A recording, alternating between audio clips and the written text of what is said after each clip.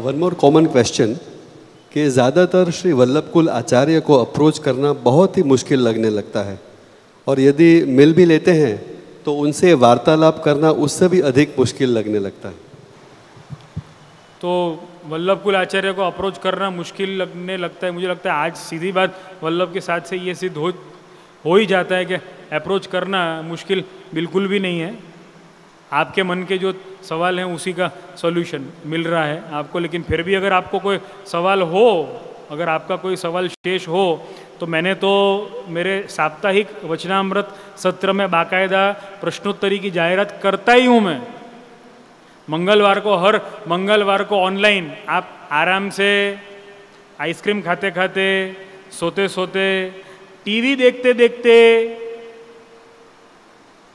या फिर खाना खाते खाते, या फिर शायद आप लोग रेस्टोरेंट में भी बैठे बैठे आप लोग सुन सकते हो। ऐसे ऑनलाइन वचनामृतों की सुविधा भगवत कृपा से प्राप्त है, और उसमें आप अपने सवाल भी पूछ सकते हो।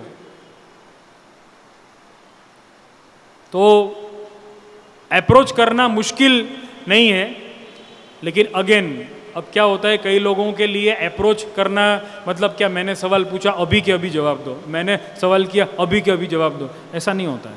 अमुक सवाल के पीछे का विचार आपको जानना पड़ेगा। जैसे ये सारे सवालों के पीछे धर्म क्या है और गुरु क्या है वो समझना पड़ेगा, तो ये आज का जो अपना ये सत्र है वो सार्थक हो पाएगा। तो अप्रोच करना मुश्किल नहीं है, लेकिन अप्रोच करना थोड़ा टेक्निकल हो सकता है, मुश्किल तो नहीं है। और मैं अपनी बात अगर कहूँ तो मैं हमेशा वैष्णवों को ऐसे अवसर देना चाहता हूँ कि जिनसे वो खुल पाएँ, जिनसे वो सवाल कर पाएँ। एक उनको मंच जो है वो ऑनलाइन भी दिया है, और अभी ये मंच ऑफलाइन भी है।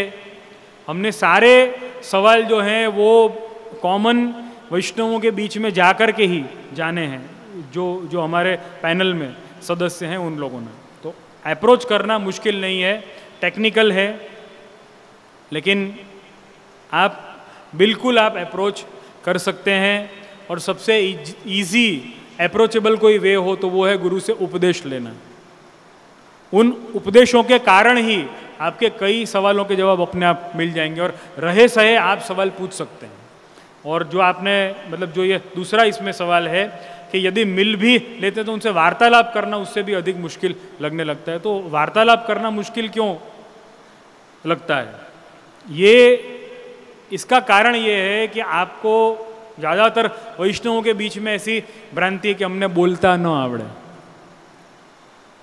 ज़्यादातर क्या होता है, वैष्णव बोलने जाते हैं ना, आधे टाइम तो वो या तो वो दूसरे को देखते हुए बोलते हैं ना, तमे आवेला ने तो वो साइड वाला आप सॉरी आप आपने श्रम नो थाय એટલે હું આવ્યો તો, પણ હવે તમને મૂકવા તમને आप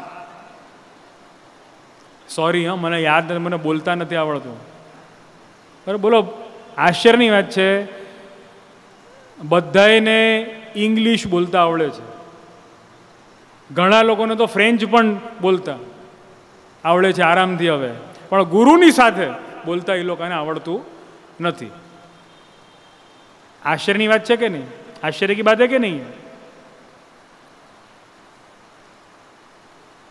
वैष्णवों, अगर आपको गुरु से बोलना नहीं अगर आता है तो आप गुरु से ही विनती कर सकते हो कि गुरुदेव कैसे बोलना, उसके ऊपर भी एक सेशन रख लीजिए, उसके ऊपर भी सेशन हो सकता है, कोई आपत्ति की बात नहीं। उससे संबंधित भी अपन सवाल ले सकते हैं, और उसमें भी अपन आनंद से समय की मर्यादा रहितता रखते हुए और समाधान ढूंढ सकते हैं उसमें भी, तो उसमें भी कोई आपत्ति की बात नहीं। तो वार्तालाप मुश्किल नहीं है।